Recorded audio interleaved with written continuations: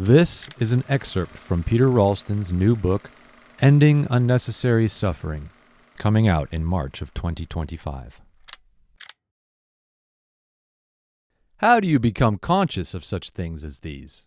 This domain of knowledge might seem inaccessible to most people.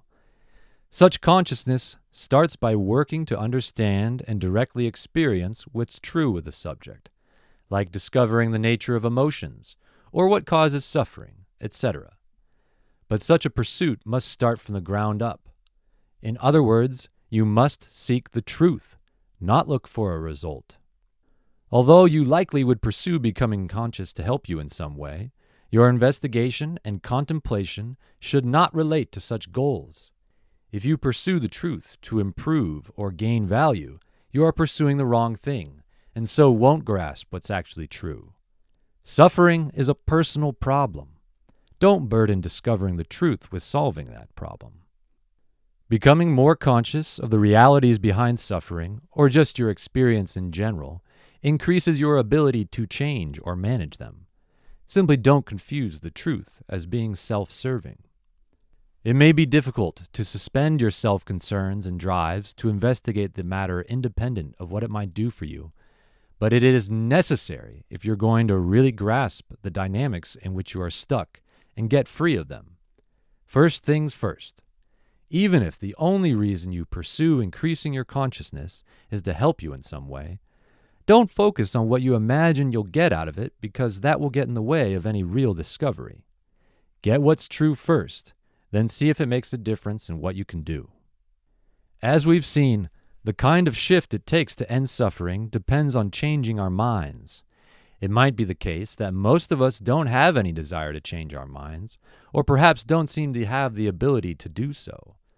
The desire is a choice, and is probably stuck in the idea that all that mind activity is necessary. So this idea would have to be challenged. As for the capacity, the next section could improve your understanding of your mental gears and how they work, helping you increase your ability to control your mind. This continuing investigation might seem too abstracted from your immediate concerns. Yet, as an analogy, consider that learning how a washing machine works doesn't get your clothes clean, and if clean clothes are your focus, the learning seems useless. But if the machine is tearing up your clothes, then learning how to repair it or change how it operates is in order. Creating such abilities can't happen without investigation and learning. Since so much of our suffering and distress is produced by processes and dynamics that are often unclear or obscure, it is useful to delve more deeply into how these activities and experiences occur, as well as offer some alternative ways of viewing them. Most people are not very sensitive to what they themselves are doing, and the nature or dynamics of the processes that they undertake and generate. A lot of this goes on automatically and in the background, and so goes unnoticed, but still forms the foundation of how our experience is created. We are healed from suffering only by experiencing it to the full. Marcel Proust. Ending Unnecessary Suffering is coming out in March of 2025. To pre-order now, click the link in the description.